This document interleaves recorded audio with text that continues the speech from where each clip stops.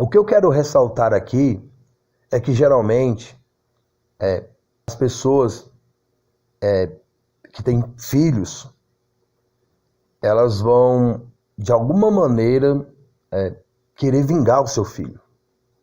Se alguém prejudicar o seu filho, a sua filha, não só nesse contexto do dogma, mas qualquer outro tipo de contexto, o ser humano em si vai querer prejudicar aquele que fez mal ao seu filho ou à sua filha. E quando eu olho para Deus, ele entregou o filho dele para morrer por pessoas que praticavam o errado. E praticar o errado não é só roubar, não é só traficar,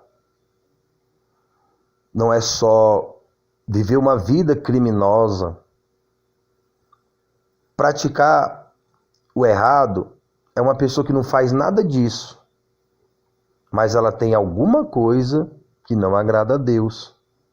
Ela mente, ela engana, ela adultera, ela prostitui, ela tem lascívia, ela tem fornicação, ela cultua imagens de esculturas, ela busca a espiritualidade no culto aos mortos, na bruxaria, na feitiçaria, no ateísmo, ainda que sejam pessoas que não tenham uma vida criminosa, como a gente se entende. Quem sabe são até bons cidadãos. São pessoas que trazem progresso para a sociedade, mas tem coisas que não agradam a Deus. E isso, no mundo espiritual, é crime. Todo tipo de pecado é um crime contra o céu. É um crime contra Deus. É um crime contra si mesmo. É um crime contra o próximo. E quando você nega Cristo como único Senhor e Salvador, é como se você tivesse ainda matando o Filho de Deus. É como se você estivesse maltratando ainda o Filho de Deus. Porque o Senhor Jesus ainda está lá no Santo dos Santos, intercedendo por nós pecadores. Não é Ave Maria que está lá, não é São João, não é São Paulo. Não é nenhum dos santos que está no Santo dos Santos que algumas pessoas fazem orações. O único santo que está lá no Santo dos Santos intercedendo por nós é o Filho de Deus, o Senhor Jesus Cristo. Então, quando as pessoas se recusam a se arrepender, a se converter dos seus pecados, é como se elas ainda estivessem maltratando o Filho de Deus. Mas Deus tem um amor tão grande que Ele está esperando pessoas se arrependerem e se converterem ao Filho dele.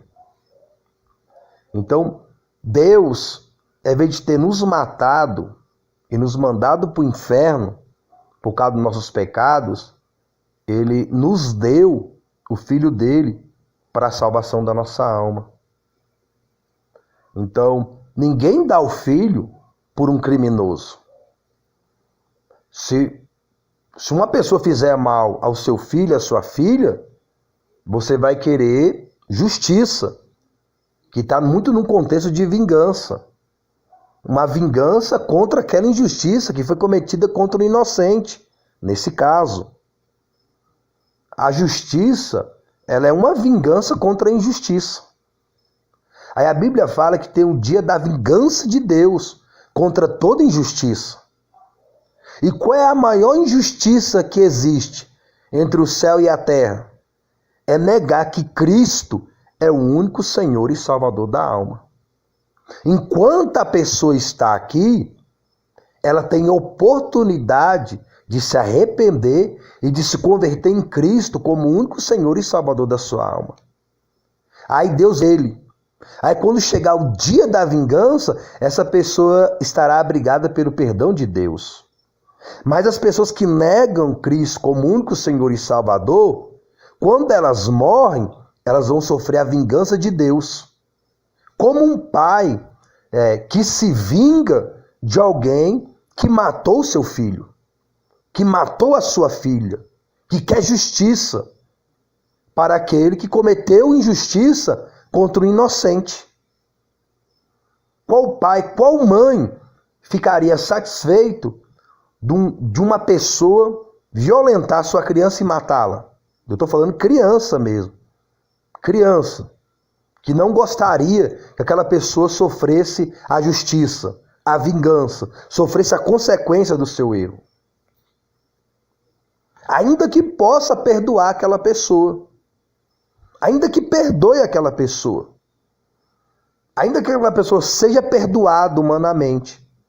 Mas ela tem que ser perdoada espiritualmente também. E para se receber esse perdão espiritual, tem que tomar Cristo como único Senhor e Salvador da alma. Então, quando a pessoa chegar na eternidade e ela não tiver tomado Cristo como único Senhor e Salvador, ela vai sofrer a justiça de Deus, que é a vingança de Deus contra o seu filho. Porque Jesus Cristo morreu por causa dos nossos pecados. Então, por causa dos nossos pecados, Jesus morreu. Nós matamos alguém inocente. E esse alguém inocente que nós matamos tem um pai. E esse pai, ele é misericordioso. Mas se não se arrepender, se não se converter de ter matado o filho dele, quando passar para a eternidade, vai sofrer a vingança dele. Vai sofrer a ira dele por ter matado o filho dele. Então Deus perdoa aqueles que mataram o filho dele, que somos nós pecadores que matamos o Senhor Jesus. Ele perdoa, mas se houver arrependimento e conversão sincera dos nossos pecados e das nossas iniquidades. Aí nós vamos chegar lá na eternidade perdoados, justificados, do próprio filho dele que nós matamos pelos nossos pecados. Agora, aqueles que não aceitam, que não se voltam para ele, quando chegar na eternidade, vai sofrer o juízo da vingança, da ira de Deus, que é eterna, no inferno e depois no lago de fogo. O inferno será lançado no lago de fogo. E ninguém vai poder falar que Deus não amou. Não foi Deus que não amou. Não foi Deus que não perdoou. Foi a pessoa que não aceitou o amor de Deus e o perdão de Deus, se arrependendo e se convertendo a Cristo, com sinceridade e com verdade. Porque quando fala aceitar Jesus Cristo, quando fala arrepender, quando fala converter a Cristo, é abandonar o pecado, é abandonar a iniquidade. Ele sabe que nós não temos força de nós mesmos para abandonar o pecado, para abandonar a iniquidade. Por isso que aqueles que creem em Cristo de verdade, Deus ele dá o Espírito Santo. E o Espírito Santo é o poder de Deus, é a santidade de Deus, é a essência de Deus na vida do pecador, mudando o seu coração e mudando a sua mente. Tirando aquela vontade de viver no pecado e dando vontade da pessoa viver uma vida santa com Deus. E aquilo vai trazendo a conversão. Vai trazendo a comunhão com Deus. O Espírito Santo que traz a comunhão com Deus, mas através de Jesus. Então, sem o Senhor Jesus Cristo, não tem o Espírito Santo. Sem o Espírito Santo não tem comunhão com Deus. Não tem o perdão de Deus. Não tem a absolvição do nosso crime. A absolvição do nosso crime está em crer em Jesus Cristo como o único Senhor e Salvador. Isto que é a salvação da alma humana. Quando nós falamos que nós matamos o Senhor Jesus, é no contexto que ele morreu por causa dos nossos pecados. Então, o Pai matou o pecador. Mas Jesus não era pecador, mas ele se fez pecador por nós. Aí o Pai matou ele para que nós pudéssemos viver. Isto é, os que creem em Cristo como único Senhor e Salvador da alma. Então, a nossa morte, ela foi transferida para Cristo. A nossa condenação foi transferida para Cristo. E o Pai deixou o próprio Filho morrer para nos salvar. É como se o filho, imagine um pai, ele tem um filho, e um filho está de um lado e tem outra pessoa de outro lado, e ambas estão no abismo. Se o pai correr para o lado do filho para salvar o filho, a pessoa do outro lado cai e morre. Se ele correr para o outro lado para salvar a pessoa estranha, o filho dele do outro lado cai e morre. Ele só pode salvar uma. Quem é que o pai vai salvar? A mãe vai salvar? Vai salvar o filho. Mesmo que do outro lado tenha um melhor amigo, uma pessoa boa, uma pessoa honesta, uma pessoa que nunca fez nada de errado. A pessoa vai socorrer o filho, por melhor que a outra seja. E se a outra for um criminoso? Vai socorrer um criminoso e deixar de socorrer o filho? Não, a pessoa vai socorrer o filho. No contexto de Deus, o Pai, Deus deixou o filho morrer e foi socorrer o criminoso, o pecador que somos nós. E a morte de Cristo lá trouxe salvação para aquele pecador. Esse é o plano de Deus para a salvação. Então, quem tem Cristo como único Senhor e Salvador, recebe esse socorro espiritual de Deus. Agora, quem negar Cristo, está negando o socorro de Deus. Porque Deus, ele deixou o filho dele para morrer pelo pecador. E o pecador ainda continua rejeitando o filho dele, então está matando o filho dele. Mas ele não deixou o filho dele morto. O filho dele ressuscitou. Então todo aquele que morrer aqui crendo em Cristo também vai ressuscitar para nunca mais morrer. Então ele voltou-se outra vez para o povo e contou-lhes esta história. Um homem plantou uma vinha, arrendou a uns lavradores e foi embora para uma terra distante, a fim de morar ali alguns anos. Quando chegou a época da colheita, ele mandou um dos seus homens à propriedade para receber a sua parte das colheitas. Mas os lavradores bateram nele e o mandaram de volta com as mãos vazias. Então ele mandou um outro, mas aconteceu a mesma coisa. Foi espancado, ofendido e mandado embora sem receber nada. Foi mandado um terceiro homem e aconteceu a mesma coisa. Este também foi ferido e expulso de lá. Que vou fazer? Perguntava o dono a si mesmo. Já sei, enviarei o meu filho querido. Certamente eles mostrarão respeito por ele. Mas quando os lavradores viram o filho, disseram: esta é a nossa hora. Este rapaz herdará toda a terra quando o pai morrer. Vamos matá-lo, e assim tudo será nosso. Então eles arrastaram o rapaz para fora da vinha e o mataram. Que acham vocês que o dono da vinha fará? Eu lhes direi: ele virá e os matará, e dará a vinha para outros. Mas eles nunca fariam uma coisa dessas, disseram os ouvintes. Jesus olhou bem para eles e disse: então o que significa a escritura que diz: a pedra que os construtores não quiseram foi posta como pedra principal? E ele acrescentou: qualquer que tropeçar nessa pedra será despedaçado, e aqueles sobre quem ela cair serão transformados em pó. Quando os sacerdotes principais e os líderes religiosos ouviram falar dessa história que ele havia contado, quiseram prendê-lo imediatamente, porque entenderam que era deles que ele estava falando.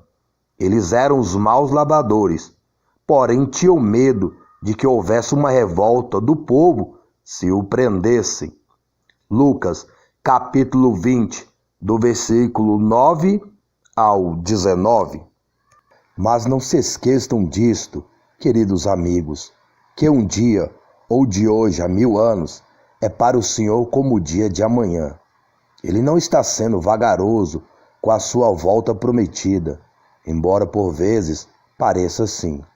Mas ele está esperando, pela boa razão de que ele não quer que ninguém pereça, e está dando mais tempo para os pecadores se arrependerem.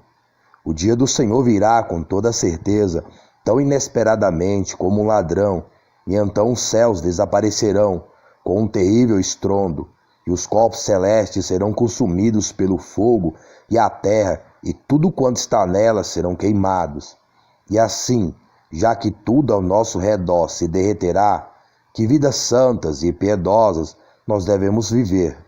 Vocês devem aguardar ansiosamente aquele dia e apressá-lo, o dia quando Deus aterá fogo aos céus, e os corpos celestes se derreterão e desaparecerão em chamas. Nós, porém, estamos aguardando ansiosamente a promessa divina de novos céus e nova terra depois disso tudo, onde só existirá a virtude. Queridos amigos, enquanto vocês estão esperando que essas coisas aconteçam e que Ele venha, esforcem-se para viver sem pecar e andem em paz com todo mundo, a fim de que Ele se agrade de vocês quando voltar. E lembre-se, porque Ele está esperando, Ele nos está dando tempo para anunciar a sua mensagem de salvação aos outros. O nosso irmão Paulo já falou com grande sabedoria acerca dessas mesmas coisas em muitas das suas cartas. Algumas explicações deles não são fáceis de entender, e há pessoas intencionalmente ignorantes que sempre estão pretendendo alguma interpretação fora do comum. Eles torceram as cartas dele de todos os lados para significar uma coisa completamente diferente daquilo que ele queria dizer, tal como fazem com as outras partes das Escrituras, mas o resultado é a ruína deles. Eu estou advertindo vocês de antemão, queridos irmãos, para que possam vigiar e não ser arrebatados pelos erros desses homens maus, a fim de que vocês mesmos não sejam confundidos também, mas cresçam em força espiritual e conheçam melhor ao nosso Senhor e Salvador Jesus Cristo. A Ele seja toda a glória e honra sublime, tanto agora como eternamente. Adeus, Pedro. Segunda carta de Pedro, capítulo 3, do versículo 8 ao 18. E boa meditação das coisas de Dog e, sobretudo, das coisas do alto.